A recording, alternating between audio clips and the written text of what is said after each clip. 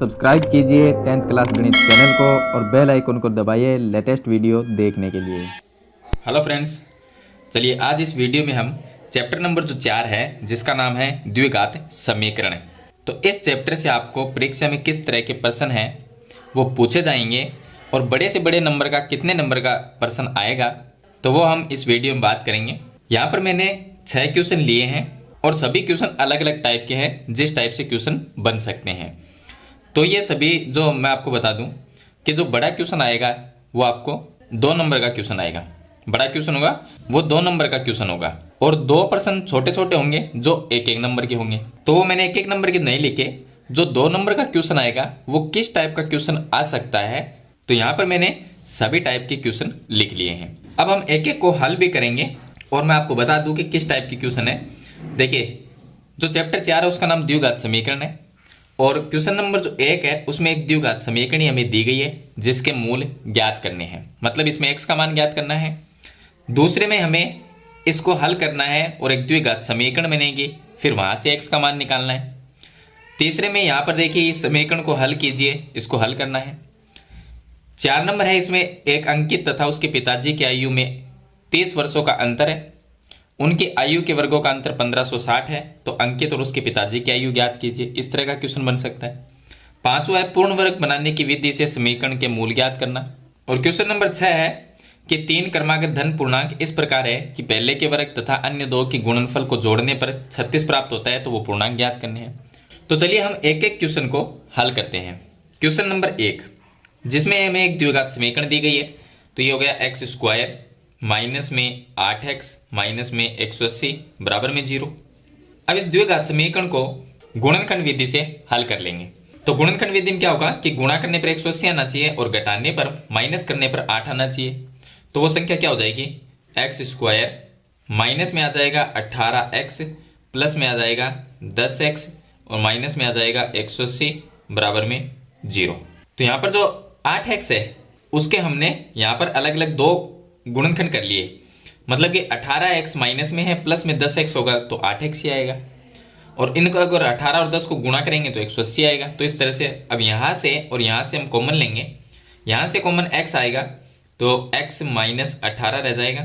यहाँ से कॉमन 10 आ सकता है तो 10 को कॉमन लेंगे तो x माइनस में 18 ये ब्रैकेट में रह जाएगा। अब दोनों ब्रैकेट सेम है तो हम लिखेंगे x माइनस 18 और दूसरे ब्रैकेट में x प्लस 10 ये आ जाएगा और बराबर में 0। अब दोनों के 0 को बराबर लिखेंगे। x माइनस 18 बराबर अगर 0 लिखते हैं तो क्या आएगा, x माइनस 18 बराबर अगर हम 0 लिखेंगे तो x का मान प्लस में 18 आ जाएगा, ये x का मान आएगा। और है x प्लस 10 बराबर अगर 0 रखते हैं, x प्लस 10 बराबर 0 तो x का मान माइनस में 10 आएगा। तो यहाँ पर 2x के मान आ जाएंगे, x का मान 18 और x का मान माइनस में 10। तो इस तरह से आपको मूल ज्ञात करने हैं। जैसे हम एक द्विघात बहुपद को हल करते हैं उसी तरह से इसको हल कर लेंगे। तो यहाँ पर भी x का मान ही ज्ञात करना है। सेकंड पर्सन जो है, सेकंड पर्सन में उसमें भी पहले हम इसको हल करेंगे। 3x प्लस 2 और 2x प्लस 3 बराबर 6 दिया गया है, तो यहाँ पर हम लिख देंगे 3x प्लस में 2 और इसके गुणा में है 2x प्लस में 3 बराबर में 6, ये दिया गया है। आगे हल करेंगे तो ये दोनों ब्रैकेट गुणा में है तो 3x को एक बार 2x से गुणा करेंगे तो ये आ जाएगा 6x स्क्वायर। 3x को 3 से गुणा करेंगे तो ये आ जाएगा 9x। 2 को 2x से गुणा करेंगे तो प्लस में आ जाएगा 4x और प्लस 2 को 3 से गुणा करेंगे तो ये आ जाएगा 6 और बराबर में भी 6 है। ये 6 इससे कट जाएगा तो ये आ जाएगा 6x square. 9x plus 4x ये हो जाएंगे 13x और बराबर में आ जाएगा 0। इसको हल करेंगे तो इसमें से कॉमन ले सकते हैं x। अगर हम x को कॉमन लेंगे तो ये आ जाएगा 6x प्लस में 13 और बराबर में 0। अगर मैं इस x बराबर 0 लिखता हूँ, अगर इसके बराबर मैं 0 लिखूंगा तो x का मान 0 ही आएगा। और यहाँ पर इसके बराबर अगर मैं 0 लिखता हूँ तो हम लिख सकते हैं 6x प्लस में 13 बराबर में 0। अगर इसके बराबर 0 लिखेंगे तो यहाँ से x का मान क्या आएगा, ये 13 इधर जाएगा तो ये 13 हो जाएगा माइनस में, ये हो जाएगा।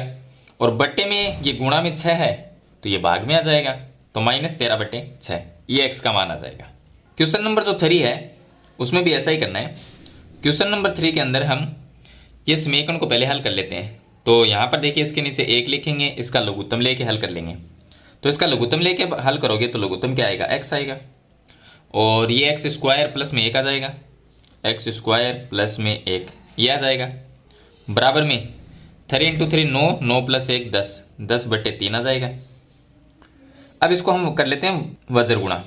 तो ऐसे वज्र गुणा करेंगे तो 3 को x स्क्वायर से गुणा करेंगे, ये आ गया 3x स्क्वायर, प्लस में 1 को 3 से गुणा किया 3, बराबर 10 को x से गुणा किया 10x। अब 10x को इधर लेके आएंगे तो ये बन जाएगा 3x स्क्वायर माइनस में 10x प्लस में 3 बराबर में 0। अब ये जो समीकरण है हमारे पास में एक द्विघात समीकरण, इसको हम गुणनखंड विधि से हल कर लेंगे। तो गुणनखंड विधि से ऐसे करेंगे जैसे हमने क्वेश्चन नंबर 1 में किया था, उसी तरह इसको हल कर लेंगे। तो यहाँ पर भी 3 है, यहाँ पर भी 3 है, गुणा करने पर 9 आना चाहिए और जोड़ने पर 10x आना चाहिए या 10 आना चाहिए। तो वो संख्या कौन सी होगी, एक तो 9 हो जाएगी और एक हो जाएगी। अगर इनको गुणा करते हैं तो 9 ही आता है और इनको जोड़ते हैं तो 10 आता है। तो ये संख्या हम इस 10 की जगह लिख देंगे। तो क्या बनेगा 3x स्क्वायर माइनस, इसकी जगह हम 9 प्लस 1 लिखेंगे, ये x है वो गुणा में आ जाएगा, प्लस में 3 आ जाएगा बराबर में 0।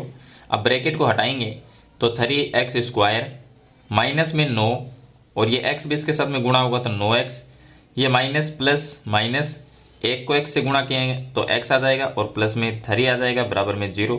अब इसमें से और इसमें से कॉमन लेके आप x का मान निकाल सकते हो। चलिए इसके बाद में हम क्वेश्चन नंबर 4 हल करते हैं। क्वेश्चन नंबर जो 4 है उसमें दिया गया है कि अंकित तथा उसके पिताजी की आयु में 30 वर्षों का अंतर है। अंतर का मतलब ये हो गया कि अगर मान लेते हैं कि अंकित 10 साल का है तो उसके पिताजी कितने साल के हैं, 40 साल के, तभी उन दोनों का अंतर 30 वर्षों का हो सकता है। तो हम पहले मानेंगे कि पिताजी की आयु x वर्ष है। हम ये मान लेंगे कि पिताजी की वर्तमान आयु अंकित के पिताजी की वर्तमान आयु को हम x मान लेते हैं। तो अब अंकित की आयु क्या होगी, पिताजी से 30 वर्ष कम होगी। अंकित की आयु जो इसके पिता की आयु है उससे 30 वर्ष कम होगी। तो पिता की आयु x है तो इसमें से 30 कम कर देंगे तो ये किसकी आएगी, अंकित की आएगी, क्योंकि दोनों का अंतर ही तो 30।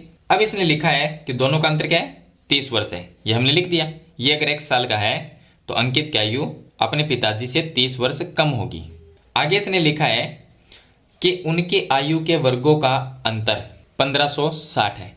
मतलब जो उनकी आयु है, ये अंकित की आयु है, ये इसके पिताजी की आयु, इन दोनों का वर्गों का जो अंतर है वो कितना है, 1560 है। तो प्रश्नानुसार हम ये लिख देंगे, प्रश्नानुसार अंकित जो पिताजी है, अंकित के पिताजी, उसकी आयु का वर्ग, तो x का वर्ग करेंगे तो x स्क्वायर बनेगा, ये बन गया x स्क्वायर, और माइनस अंकित की आयु है x माइनस 30, अगर इसका वर्ग करेंगे तो x माइनस 30 का होल स्क्वायर बनेगा। तो दोनों का वर्ग कर दिया और उनका अंतर का मतलब माइनस कर दिया और उनका अंतर कितना है, 1560 है।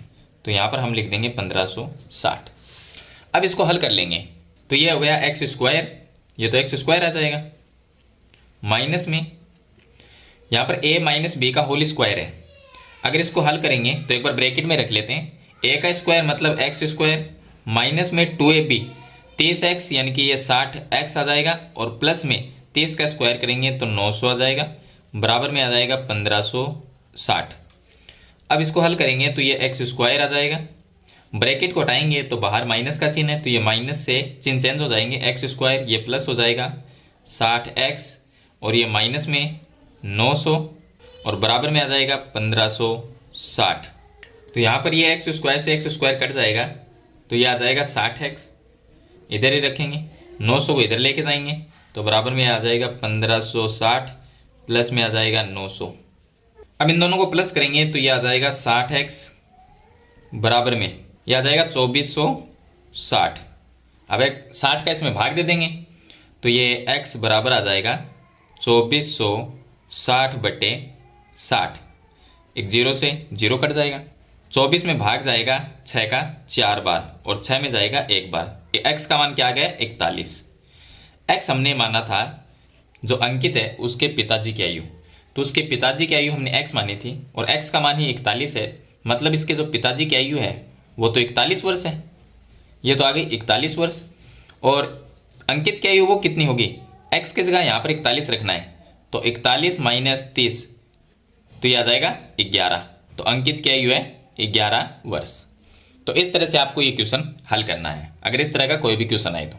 चलिए इसके बाद में क्वेश्चन नंबर 5 हल करते हैं। इसमें है पूर्ण वर्ग बनाने की विधि से समीकरण के मूल ज्ञात करना है, पूर्ण वर्ग विधि से करना है। तो मैं यहाँ पर लिख देता हूँ क्वेश्चन नंबर 5। क्वेश्चन नंबर 5 में दिया गया 5x स्क्वायर माइनस में 6x माइनस में 2 बराबर में 0। अब पूर्ण वर्ग विधि से हमें हल करना है, तो यहाँ पर सबसे पहले आपको इसकी कुछ शर्तें हैं वो आपको ध्यान में रखनी पड़ेगी। शर्त ये है कि ये जो अचर पद होता है, मतलब कि जो संख्या होती है, उसको बराबर के चिन्ह के इस साइड में लेके आना है। तो हम लिखेंगे 5x स्क्वायर माइनस में 6x बराबर में आ गया 2। ये माइनस में था तो इधर प्लस में हो गया। अब x स्क्वायर के पास में कोई भी संख्या नहीं रहनी चाहिए, मतलब अगर संख्या है तो उसी संख्या का पूरी समीकरण में भाग दे दो। तो हम क्या करेंगे, पूरे समीकरण में यहाँ पर 5 है इसके पास में, यानी गुणा में, तो 5 का भाग देंगे। तो यहाँ पर लिखना है 5 का भाग देने पर, समीकरण में 5 का भाग देने पर। तो अगर 5 का भाग देंगे तो ये आ गया 5x स्क्वायर बटे 5 माइनस 6 बटे 5x, इसमें भी भाग देंगे और इसमें भी देंगे तो 2 बटे 5 हो जाएगा। अब ये 5 इससे कट जाएगा तो ये आ गया x स्क्वायर माइनस में 6 बटे 5x माइनस में बराबर में 2 बटे 5, ये आ जाएगा। अब आगे हल करना है। अब इसकी शर्त ये है कि जो x के गुणा में जो संख्या है, x के गुणा में क्या है 6 बटे 5, जो संख्या है पहले तो उसका आधा करना है, आधा मतलब 2 का भाग देना। तो 2 का भाग देंगे तो कितनी बार इसमें गया 3 बार, यानी कि 3 बटे 5 आएगा। फिर उसका वर्ग करना है, तो ये कर दिया इसका वर्ग। फिर वो दोनों तरफ जोड़ना है, इधर भी जोड़ना है और इसमें 2 बटे 5 के साथ में भी प्लस करना है। तो यहाँ पर ये आ गया x स्क्वायर माइनस में 6 बटे 5x और इसमें प्लस कर देना है 3 बटे 5 का स्क्वायर, 3 बटे 5 का स्क्वायर बराबर में 2 बटे 5 है, इसमें भी प्लस करना है 3 बटे 5 का स्क्वायर, ये प्लस कर देंगे। अब हल करेंगे तो यहाँ पर देखिए ये हो गई a स्क्वायर माइनस ये 2ab प्लस में ये b स्क्वायर है, तो इसको हम a माइनस बी का होल स्क्वायर बना लेंगे। कैसे बनाएंगे, यहाँ से x निकालना है आपको, ये माइनस का चिन्ह है ये लेना है, यहाँ से ये 3 बटे 5 निकाल लेंगे और इसका स्क्वायर कर दो। बस ये चीज़ आपको ध्यान रखनी है, यहाँ से पहला पद और यहाँ से लास्ट का पद वो निकाल के यहाँ पर जो चिन्ह हो वो चिन्ह लिखना है, स्क्वायर कर दो। तो ये a माइनस बी का होल स्क्वायर होता है। ये जो है यहाँ पर ये a माइनस बी का होल स्क्वायर है, तो इसको हमने a माइनस बी का होल स्क्वायर लिख दिया। बराबर में ये आ गया 2 बटे 5 और प्लस में 3 का स्क्वायर 9 होता है और 5 का स्क्वायर 25 होता है। ये हल कर लेंगे। अब ये आ जाएगा x माइनस में 3 बटे 5 का स्क्वायर बराबर में इसका लघुत्तम लेंगे 25 आएगा, तो यहाँ पर आ जाएगा 10 और प्लस में ये आ जाएगा 9, मतलब ये हो गया 19 बटे 25, ये आ जाएगा। आगे हल करेंगे तो ये आ गया, देखिए यहाँ से स्क्वायर हटाएंगे तो इस पर रूट लगेगा, तो ये आ गया x माइनस में 3 बटे 5 बराबर में अंडर रूट में 19 बटे 25। 19 का तो रूट निकलेगा नहीं, 25 का 5 निकल सकता है, तो हम लिखेंगे x माइनस में 3 बटे 5 बराबर में प्लस माइनस अंडर रूट में तो 19 रखेंगे और बट्टे में आ जाएगा 5, क्योंकि 25 का रूट 5 होता है। अब ये माइनस वाली संख्या इसको इधर लिखेंगे तो x का मान क्या आएगा, x का मान निकालना है हमें, तो माइनस 3 बटे 5 इधर आएगा तो प्लस में हो जाएगा 3 बटे 5 और प्लस माइनस रूट में 19 बटे 5, ये आएगा x का मान। अब इसको आप एक बार प्लस में लिख दो, एक बार माइनस में लिख दो, तो ये समीकरण के मूल हो जाएंगे पूर्ण वर्ग विधि से। चलिए इसके बाद में मैं आपको क्वेश्चन नंबर 6 बताता हूं, जो इसका लास्ट क्वेश्चन है। अब देखिए इसका क्वेश्चन नंबर 6, 3 क्रमांकित धन पूर्णांक इस प्रकार है। तो 3 क्रमांकित धन पूर्णांक क्या होते हैं वो मैं आपको बता देता हूं। तो पहला होगा x, दूसरा होगा x प्लस 1 और तीसरा होगा x प्लस 2। इस तरह से 3 क्रमांकित धन पूर्णांक होते हैं। आगे लिखा है कि पहले के वर्ग, मतलब ये पहला है इसका तो वर्ग, तो हम लिख देंगे x स्क्वायर, ये लिख दिया, तथा अन्य 2 की गुणनफल, ये 2 बच गए, इन दोनों का गुणा को जोड़ने पर, जोड़ने मतलब यहाँ पर प्लस लिखेंगे, इसका तो वर्ग करेंगे, इन दोनों का गुणा करेंगे, फिर इनको जोड़ेंगे, तो ये हो गया x प्लस 1 और ये आ गया x प्लस 2, ये आ गया। जोड़ने पर 46 प्राप्त होता है तो पूर्णांक ज्ञात कीजिए, तो बराबर में लिख देंगे 46। अब इसको हम हल कर लेंगे, तो हल करेंगे तो देखिए ये आ जाएगा एक्स स्क्वायर और प्लस में एक्स को एक्स से गुणा किया एक्स स्क्वायर, एक्स को 2 से गुणा करेंगे 2x, फिर प्लस में 1 को x से गुणा करेंगे x, प्लस में 1 को 2 से गुणा करेंगे 2, बराबर में आ जाएगा 46 और x square 2x square 2x plus x ये हो जाएंगे 3x और ये 2 इधर आएगा, या 46 को इधर लेके आ जाओ, एक ही बात है। तो 46 इधर आएगा माइनस में, प्लस 2 माइनस 46 कितना होगा, माइनस में 44 रहेगा और बराबर में 0। अब वही गुणनखंड विधि लगा लेंगे, गुणनखंड विधि से इसको हल कर लेंगे क्योंकि एक द्विघात समीकरण है। इसको हल करेंगे तो देखिए 44 दूनी 88, मतलब कि गुणा करने पर 88 आना चाहिए और माइनस करने पर 3 आना चाहिए, माइनस करने पर 3 आना चाहिए। तो वो संख्या कौन सी होगी, एक तो होगा 11 और 8। देखिए 11 8 ये संख्या होगी, इनको माइनस करेंगे तो 3 आता है, 11 को 8 से गुणा करेंगे तो 88 आता है।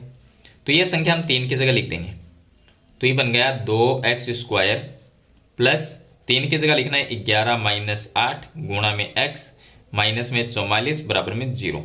तो ये आ जाएगा 2x स्क्वायर प्लस में 11 को x से गुणा करेंगे 11x माइनस में 8x से गुणा कर देंगे तो 8x माइनस में 44 बराबर में 0। इसमें से और इसमें से कॉमन लेंगे तो यहाँ से कॉमन आ सकता है x, तो x कॉमन आ गया तो ये रहेगा 2x प्लस में 11 और माइनस यहाँ से कॉमन आ सकता है 4, तो 4 को अगर कॉमन लेंगे तो ये बन जाएगा 2x माइनस माइनस ये प्लस हो जाएगा, 44 में 4 का भाग 11 बार जाएगा बराबर में 0। उसके बाद में फिर से हम लिख देंगे, दोनों ब्रैकेट सेम है तो 2x प्लस 11 ये आ जाएगा और x माइनस 4 ये आ जाएगा, x माइनस 4 बराबर 0। दोनों के 0 के बराबर लिखेंगे तो हम लिखेंगे एक बार तो ये लिखेंगे 2x प्लस 11 2x प्लस 11 बराबर 0 लिखते हैं। तो यहाँ से x का मान आएगा x बराबर 11 इधर आएगा माइनस में, ये 2 बट्टे में आ जाएगा, तो एक तो ये x का मान आएगा। चलिए x माइनस 4 बराबर अगर 0 लिखते हैं तो x का मान प्लस में 4 आएगा। अब यहाँ पर बात हो रही है एक धनात्मक पूर्णांक की, तो ये तो माइनस में है तो ये तो ले नहीं सकते क्योंकि ये ऋणात्मक है, माइनस में है। यहाँ पर हम धनात्मक पूर्णांक की बात कर रहे हैं तो धनात्मक क्या है, यहाँ पर प्लस की संख्या 4 है तो ये लेंगे। अगर ये प्लस का 4 मैं यहाँ पर रख देता हूँ x की जगह, तो पहला तो होगा 4, यहाँ पर x का मान 4 रखेंगे प्लस 1 करेंगे तो दूसरा 5 होगा, यहाँ पर 4 रख के प्लस 2 करेंगे तो तीसरा क्या होगा 6। ये 3 क्रमागत धनात्मक पूर्णांक है जो इस प्रश्न में पूछे गए थे। तो इस तरह से आपको इस तरह का जो प्रश्न है धनात्मक पूर्णांक का जिनमें क्रमागत आपसे पूछे जाएं, तो मैंने आपको बता दिया है किस तरह से हल करना है। तो मेरे ख्याल से ये 6 क्वेश्चन मैंने आपको बता दिया है, कंप्लीट आपको समझ में आ गए होंगे। फिर भी इसके बारे में कोई सवाल या सुझाव हो तो मुझे कमेंट बॉक्स में जरूर लिखना। वीडियो पसंद आए तो इसे लाइक और शेयर जरूर कर देना। इस चैनल पर आप नए हैं तो सब्सक्राइब करना। हम मिलते हैं नेक्स्ट वीडियो में, तब तक के लिए थैंक यू।